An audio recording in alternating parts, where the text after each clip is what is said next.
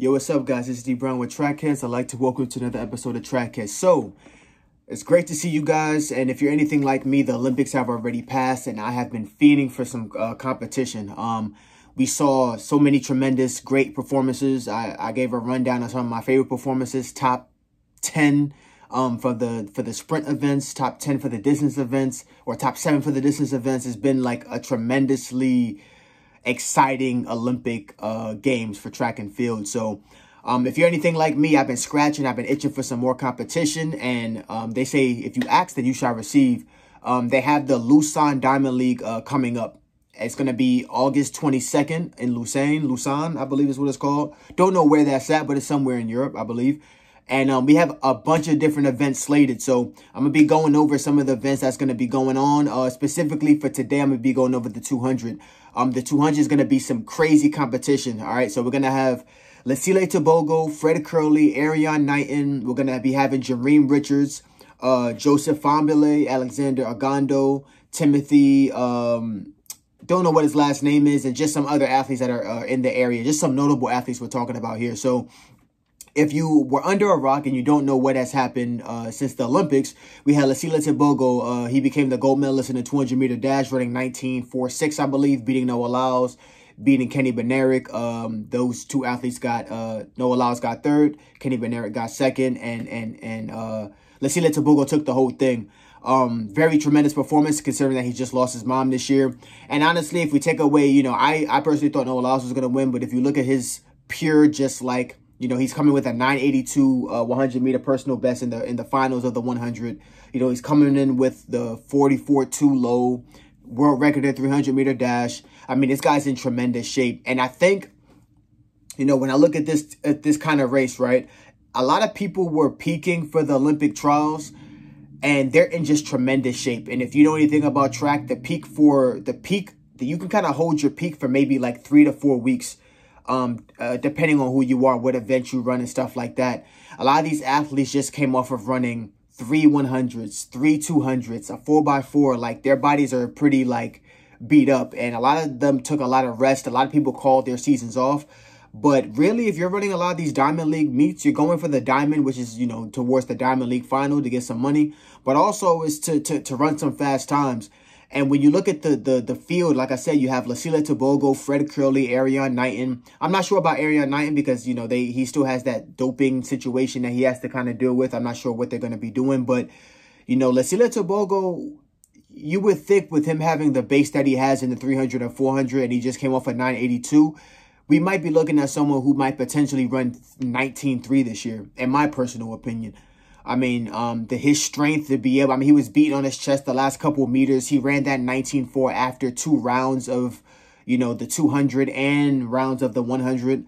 And the question is he going to be pushed, right? We have Fred Kerley, who I think will be his first or second 200 meters of the year, coming off of a 19.8 low.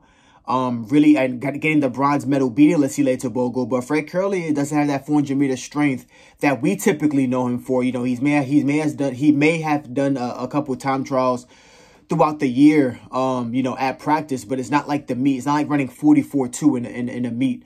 He has that strength that he's always had, but we're talking about games of milliseconds here, hundreds of seconds here. Are you strong enough to be able to go with Tebogo off the curve? We don't know. He's not the best turn runner either. Ariane Knighton, one of the best turn runners, he's still getting into his season. He may be one that may be able to chop down and run that 19.7, 19.6. He went 19.7 to qualify for the Olympic trials, but only went, like 19.8, 19. He didn't really progress from that going into the Olympics, but, still managed to do well, got 4th place overall, not too bad.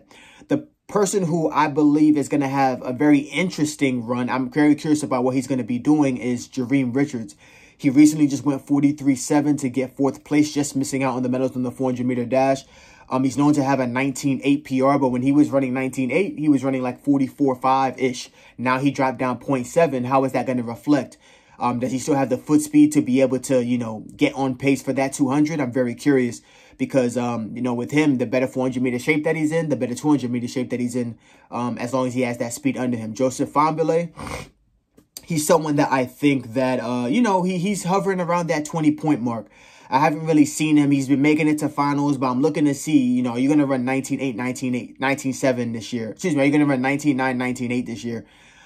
Because, you know, he gave us, I think the last time he ran 19 high or sub 20 was like back in college. He probably ran it one time after that, but I'm really looking to see what is he going to do now that we're trying to trending into the later part of the season where you only have to run 1-200. Next, we have Alexander Ogando. He's another 400-meter guy from Dominican Republic, but he runs a 2-4, very strong athlete. You know, and really, you have a bunch of strong guys here who not just do the 1 and 2. I don't think we have any 100, 200-meter sprinters here. We either have 200-meter specialists or we have 200, 400-meter guys. So it's going to be I think it's going to be a pretty fast run, but really only time will tell. It depends on the competition, depend on how they feeling, depend on the injuries, depend on a lot of things. But I definitely have Tebogo winning this. I don't think it's going to be, you know, as close as people think. It just depends on how fast he wants to go. Because he may just want to get the points and get those points so he can transition to a lot of the faster runs that are later on in the year, which is he'll need that for the Diamond League final. Or he can burn it and see if he can get 19.3. I think he personally can, like 19.3 high. I think it would take some real good competition for him to get there. It's a shame that Noah Lyles isn't running the rest of his season. He called off his season on the nightcap recently, so that's unfortunate. But a lot of, you know, quality running coming up in this 200-meter dash. So definitely keep an eye out for it. Let me know what you got, who you got winning, any guesses of times. Like I said, I think he's either going to go, if he's going to burn it down, he's probably going to run 19.3. But if he's going to keep it moderate, I think 19.5 to 19.6 is where he's going to be at. I have Jereem Richards coming through for second. I think Fred Kerley is probably going to be around fourth. I think Arian Knighton is going to be pretty consistent with third. I think it's going to be between Arian Knighton and Jereem Richards, but really it's going to be a finisher's race. Whoever decides to come off that curve and really hold their form. I hope Jereem Richards doesn't get injured just because of coming off of that hard 400 to be able to turn over for the 200.